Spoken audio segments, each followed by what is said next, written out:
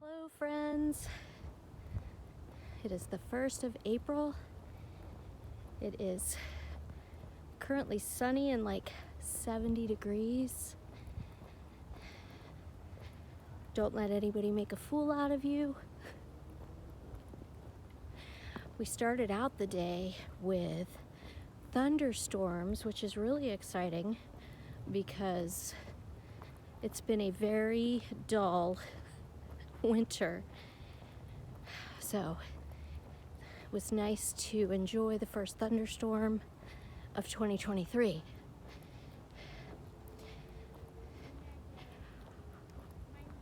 This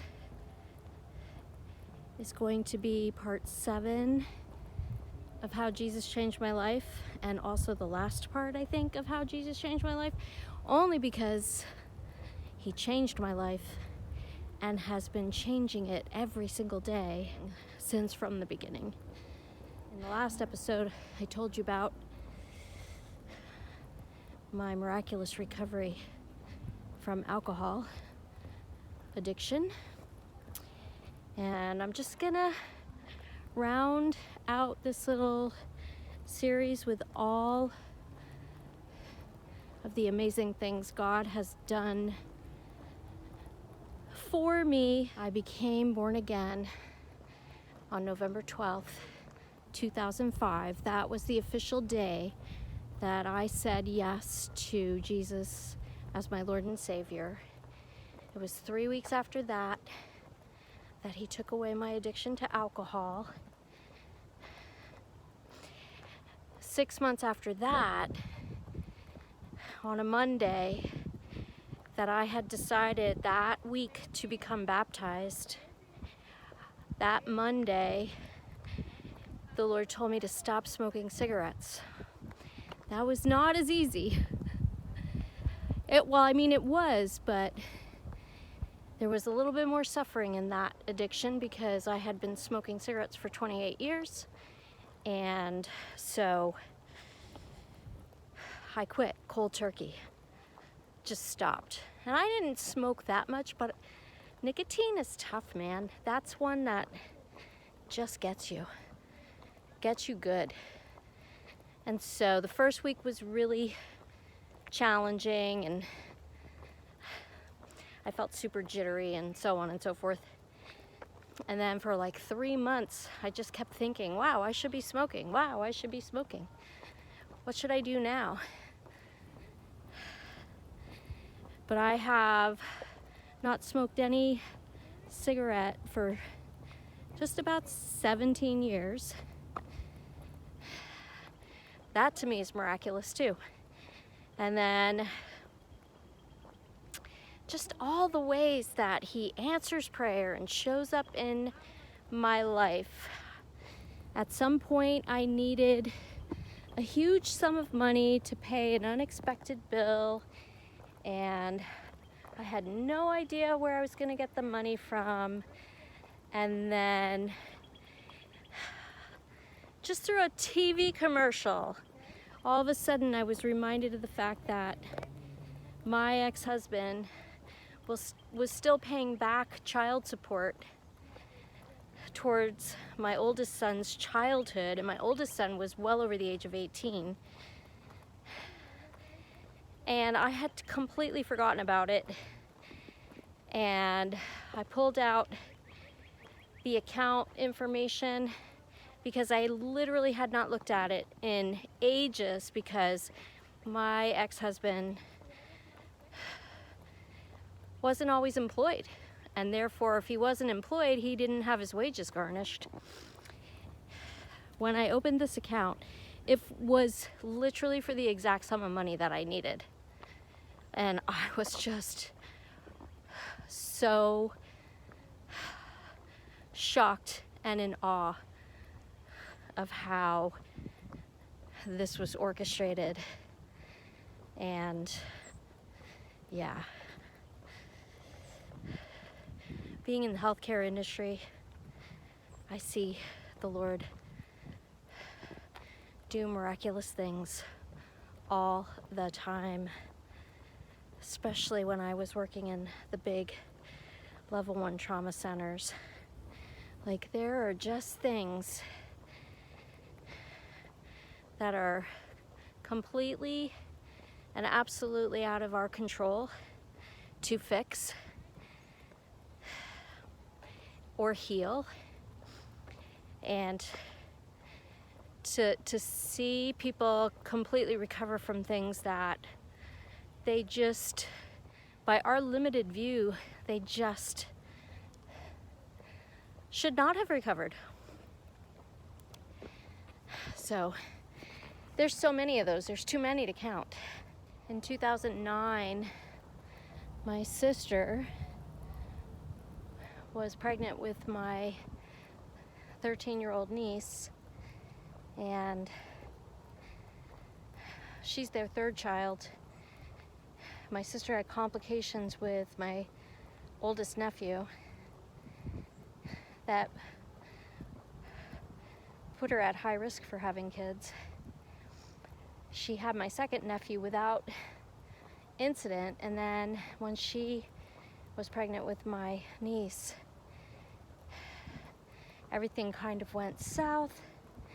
She became really, really ill, stopped eating, had to have iron transfusions because she became dangerously anemic.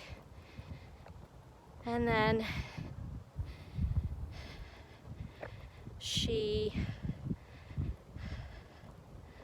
went into full-blown eclampsia, which is a disease of pregnancy that causes the blood pressure to go sky high and creates all kinds of complications that can lead to death, and often does lead to death. And it was on a Sunday morning that I got a phone call from my mom that my sister had just been taken by ambulance to the hospital because she was having a massive seizure. And that is caused by eclampsia. Most people, they catch it when it's called preeclampsia and the warning signs are there, and then they put women on bed rest and so on and so forth. I said to my mom, I'm hanging up the phone and I'm gonna get a plane ticket and I'm gonna fly home. And I hadn't been that scared since my father died when I was 16. And I was just terrified that I was not going to get there and that she was going to die. I was in South Florida and she was here in Pennsylvania. And I got a plane ticket, went to the airport, and as I waited for the plane, being unable to do anything at all because you can't control these sorts of things, I was just praying and praying and praying, and the Lord actually spoke to me in clear modern day English. He said to me, you're gonna get there and you're gonna be amazed. And I can't remember if that made me feel better. I think it did make me feel better. It calmed my heart some.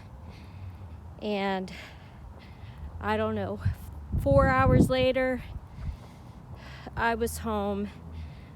My niece had been delivered 10 weeks early. And my sister was in critical but stable condition. And she recovered. And I never once had any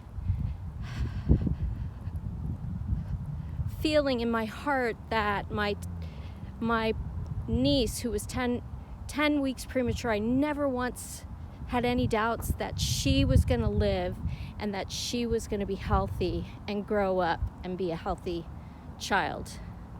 And she is. She's 13 years old, and she's in perfect health. And she's smart as a whip. The things that I have seen him do are just undeniable.